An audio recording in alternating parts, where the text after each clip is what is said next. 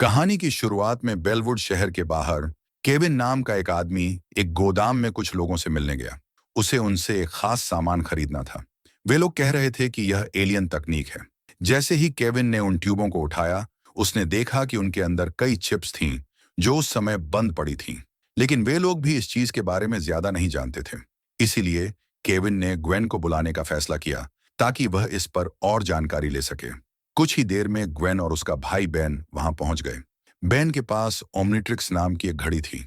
ये घड़ी समय नहीं दिखाती थी, लेकिन इसके अंदर खास शक्तियां थीं।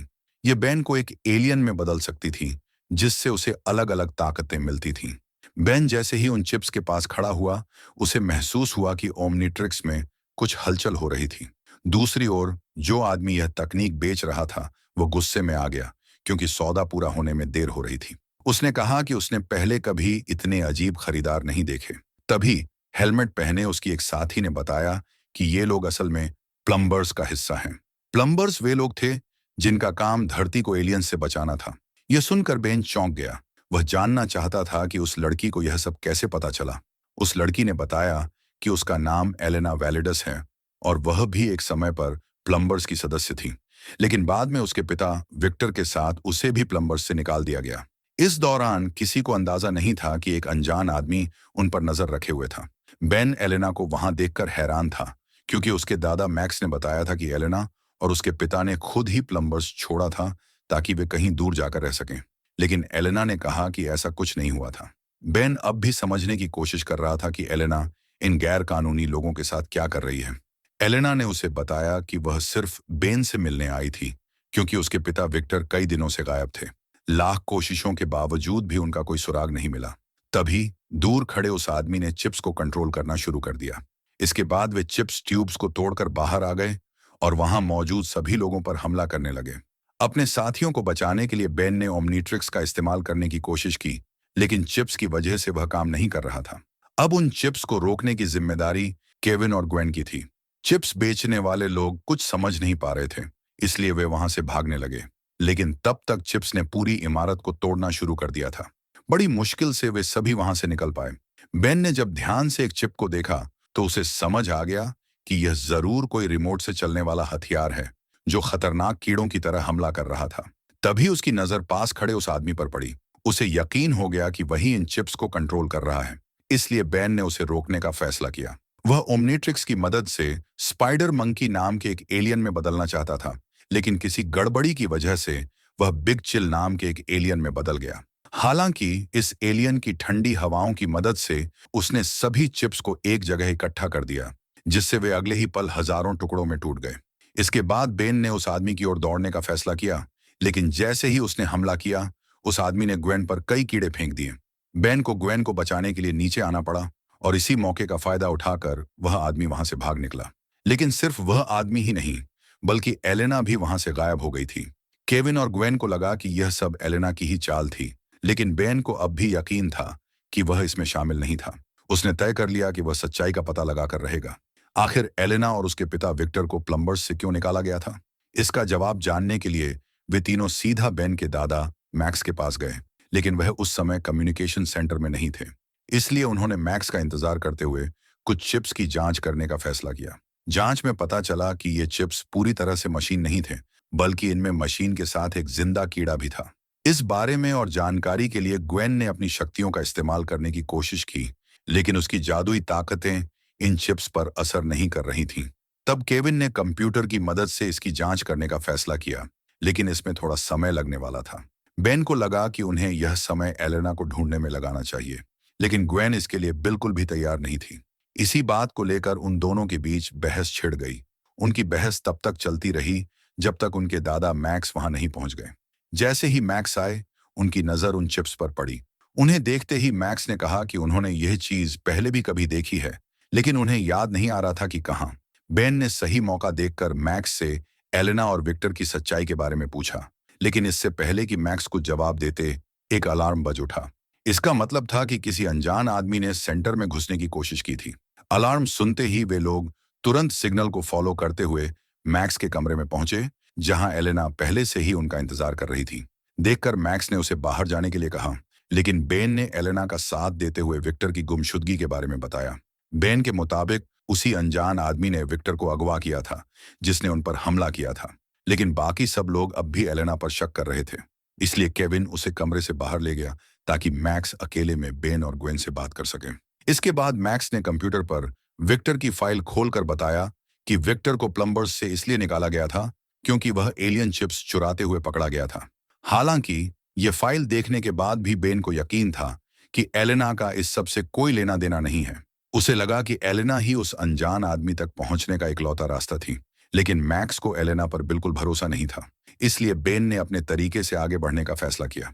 वह मैक्स की बाइक लेकर एलेना के साथ खुद ही उस आदमी को ढूंढने निकल पड़ा। अब वे दोनों तेजी से उस जगह की ओर बढ़ रहे थे जहां एलेना को वह चिप्स मिली थी।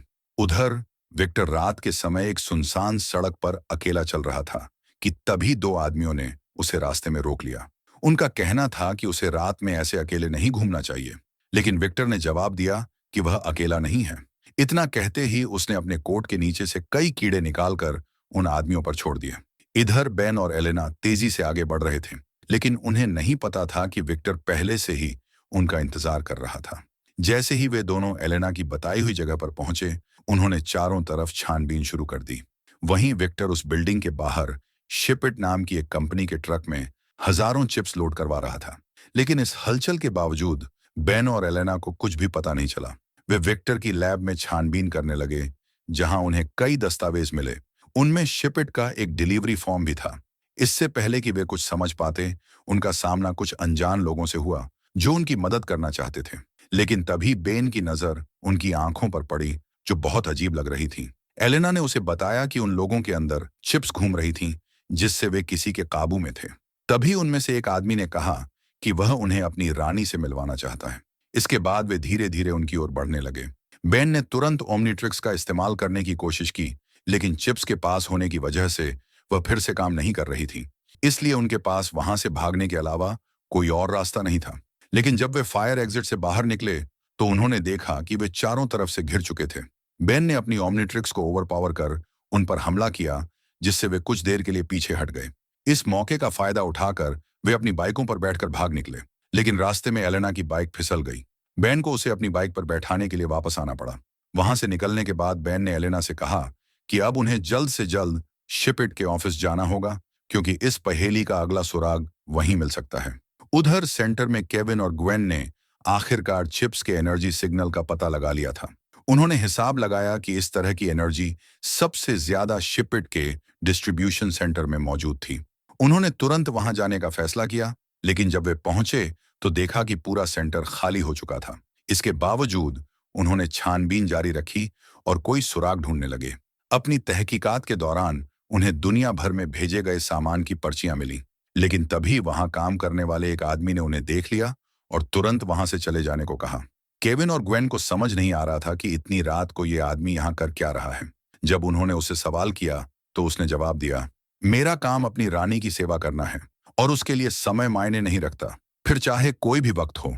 उस आदमी का जवाब सुनते ही वे समझ गए कि वह भी चिप्स के वश में था। इसीलिए केविन ने अपने हाथ को एक लकड़ी के हथौड़े में बदल लिया और एक ही मुक्के में उसे खिड़की से बाहर फेंक दिया। इसके बाद वे सारी पर्चियां लेकर अपनी गाड़ी में बैठ गए। लेकिन तभी उनकी नजर दोबारा उस कर्मचारी पर पड़ी जो अपने हाथों से कुछ अजीब कर रहा था। जैसे ही उन्होंने आसपास देखा, वे समझ गए कि वह आदमी चिप्स को हमले के लिए तैयार कर रहा था।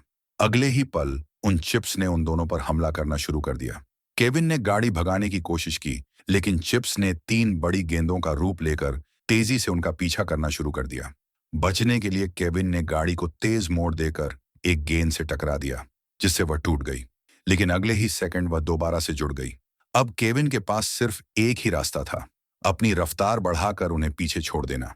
इसलिए उसने गाड़ी का टर्बो मोड चालू कर दिया, लेकिन इससे भी कोई फायदा नहीं हुआ।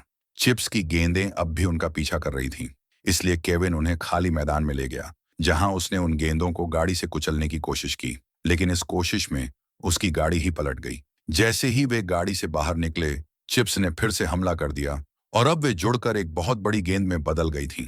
अब केविन ने उनका सामना करने के लिए खुद को लोहे का बना लिया, लेकिन तभी अचानक बेन वहां ह्यूमसॉर नाम के एक एलियन का रूप लेकर पहुंच गया।